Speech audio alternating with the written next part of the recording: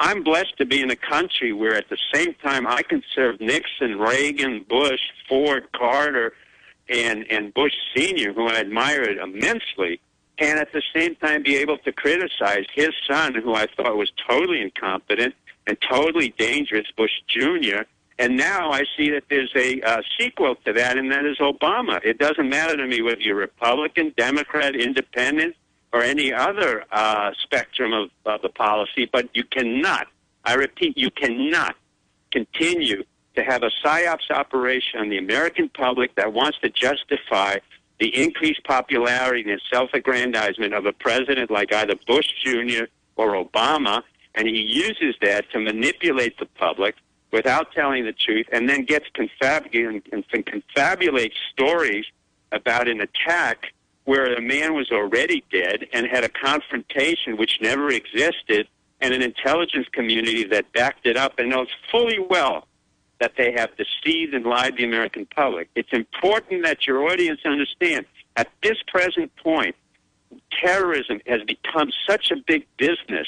We have over 850,000 people involved around the Washington area and the military-industrial complex making in top-secret relations, which is absurd. We have TSA that has really never done anything to prevent or protract safety. And what's important to understand in this point right now for the public, we have been safe for over 30 to 40 years. Nothing and no one has ever attacked the United States. The only people who attacked the United States was George Bush, Cheney, and Rumsfeld. So the nonsense that since 9/11 we have been safe is an absolute lie. It's a continuous lie, and those who believe it are continuously deceiving the American public. If anything else, it has become worse. We've exacerbated our relationship with the Pakistani government, the Pakistani military, which I have worked with under Yaqub Khan, and they're very few intelligence operatives who can have the access or had the access that I've had, including with the fundamentalist, Islamic fundamentalists who went to school with me. And at the same time, we have become an increasingly police state, which is exacerbating our economy, the fact that we are going down in our living standards, the fact that people have to have double jobs. There are no jobs available. And this president, all he cares about is garnering $1 billion to reelect himself in another narrative, which was totally delusional. So the problem now isn't about me. I'm not more a hero than any American who says, look, this is enough. I'm not going to take this anymore. But I didn't expect 10 years later for another delusionary panderer called a president, a politician, whether you're Republican or Democrat, to continue this nonsensical story that we have been attacked by Muslims, which we hadn't been.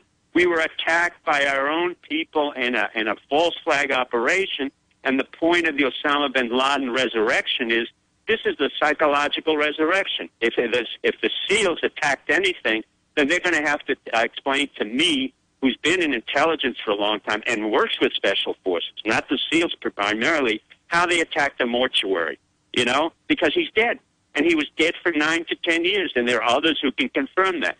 The issue at hand now is still more important. We have to stop this government and other governments from continuing to deceive, deny, and continuously manipulate the American public. And I warn the intelligence community that's listening now and the military, do not even think of creating another false flag, because that will be the beginning of the second American Revolution.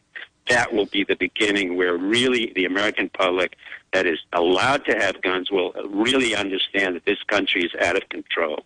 So now I am warning the President of the United States, who is not the brightest individual in the world and who is also not very competent in his job, that if you want to get reelected, you best get reelected by understanding what the office is. It's to serve the public. It's not to serve your own grandeur and your own narcissism. It's to serve the American public. And by increasing the so-called security, you're creating more and more trouble. You've created more trouble by men and women, our honorable men and women who've gone and fought and died for this nonsense so that you can get reelected.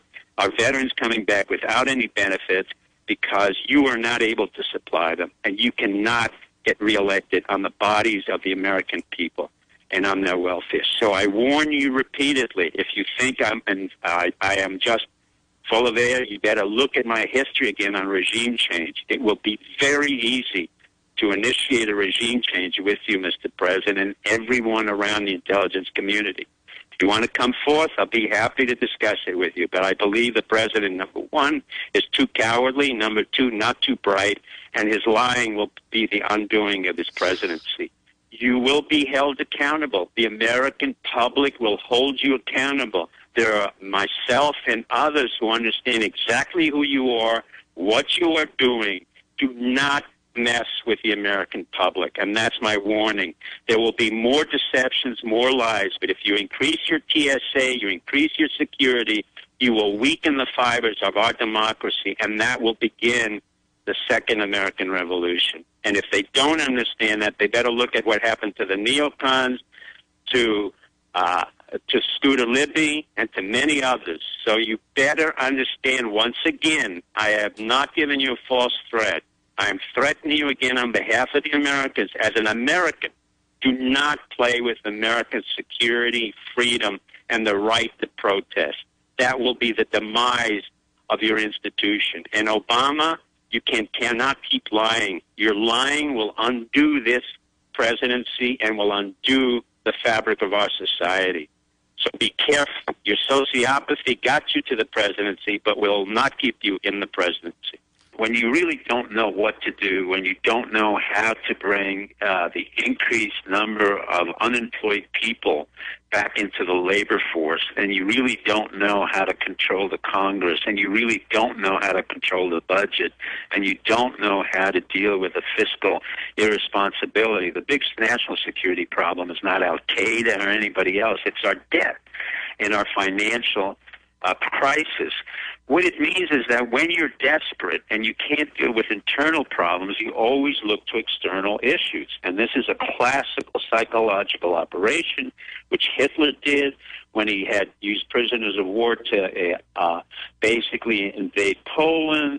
When any country has an internal problem, they externalize their problem. In this case, Obama fell into the old, trite, and almost pathetic psychological operation where we say we have Osama bin Laden, and I, Obama, had ordered Panetta to shoot Obama. Well, Osama, there's a Freudian slip again, but basically, when you, well, Obama been lying. I mean, it's all becoming so ridiculous that it's almost like a Walt Disney. I have to explain what's happening in Disneyland, and it's getting very tiresome to explain that the ridiculousness of the PSYOPs operation is really ridiculous from a PSYOPs point of view, which I taught for over 30 years and was involved in.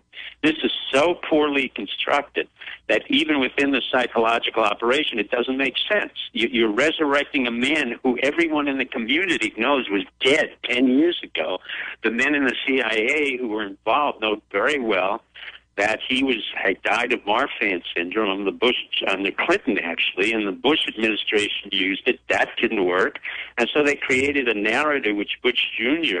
perpetrated, and it didn't work then. And now Obama's resurrecting it out of desperation because he wants to, one, look very assertive, two, more than anything else, this man, who has really done very little in his life, and also in the presidency, wants to resurrect the notion that he's a very assertive leader, and that having been assertive and having reaffirmed that he's an American citizen through a birth certificate, quote, end quote, he now can show you that not only is he American, but he's really a John Wayne American because he can go out and kill the man who's already dead. I do not believe that our military, not the national security guards, but our military will ever shoot American citizens. Let me repeat that again, and let me tell that to our intelligence operatives who are listening to the show. Again, let me explain it to you, gentlemen and ladies. Do not in any way think that our military will ever shoot American citizens.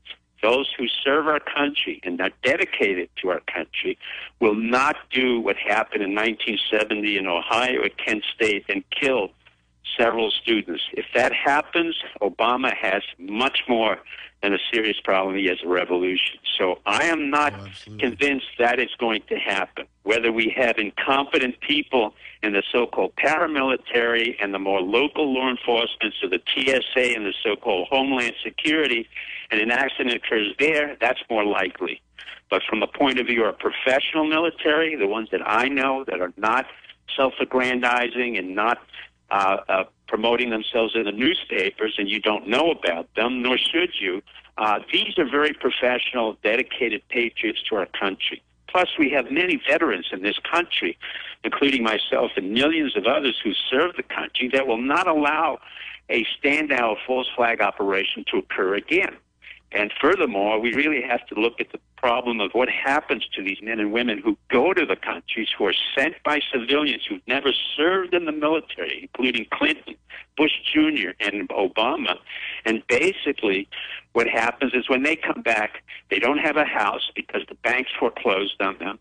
They don't get health benefits because the VA doesn't have enough money to provide them with mental health. And they don't have the reimbursements that are required for them. So we not only send these men and women to death for causes that are never clear and are never very relevant to our national security, but when they come back, we discard them as cannon fodder, and that is inexcusable.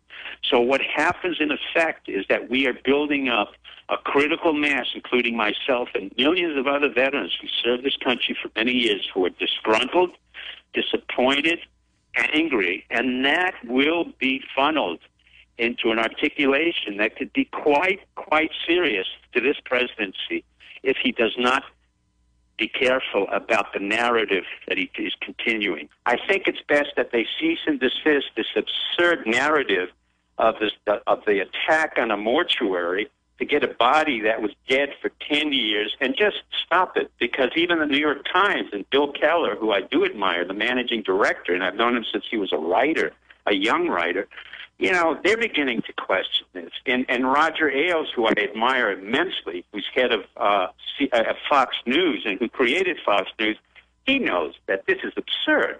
And even though his people below him, the other shows, these people, and Ted Turner, who lives in Montana, I mean, these are very smart individuals, and at some point they're going to make their own papers say, okay, it's enough. The American public doesn't buy it. They don't want it. Let's talk about the real issues, which is a deficit. The biggest national security problem, without a doubt, is right now our economy. We don't really have a legitimate third party which expresses what we want. We will not accept this nonsense between the Republicans and Democrats, which seems to be nothing more than just shifting hats between different members of the whorehouse. I mean, I remember President Truman saying, you know, when I leave the office of the presidency, they wanted me to endorse various aspects. He said, they didn't want me as the president. They want the office of the presidency. He said, the only difference between me and a president is just that I'm a piano player in a whorehouse. And he was very honest. He left with no money, no book guarantees, unlike our present president. And he left an honest, poor man with his benefits from having been in World War I. And what I'm asking again of the American public is very simple. Call the White House, call your legislators, call whomever. But when that doesn't work, which I suspect will not work, then it's time for the American public to wake up and say, okay, there was one party that came up and represented whatever, but it's time for us to really get together and to say to ourselves, let's be practical, we're pragmatic, we're basically individuals. We don't want federal government involved in our business, in our private lives. We don't need religion to be imposed upon us and be an issue on the practical elements of our own life and where we're going. And we have men and women, over 11 million veterans of different wars, who are saying, you know, we gave our life to this country. Now it's time for the country to give us something back, which is literally our democracy. So in doing so, we create papers, we go on the Internet, we do shows like you have, and we go out and demonstrate, all peacefully, just as the way it was done in Egypt, it's done elsewhere. If the federal government confronts us with guns and war, I don't think that should happen, nor will it happen. But if that is the case, I will be certain that there are men in the military who will not do that and will prevent that from happening. So I say to the American public, once again, the voice of the people is the voice of God. Vox Populus, Vox Deus.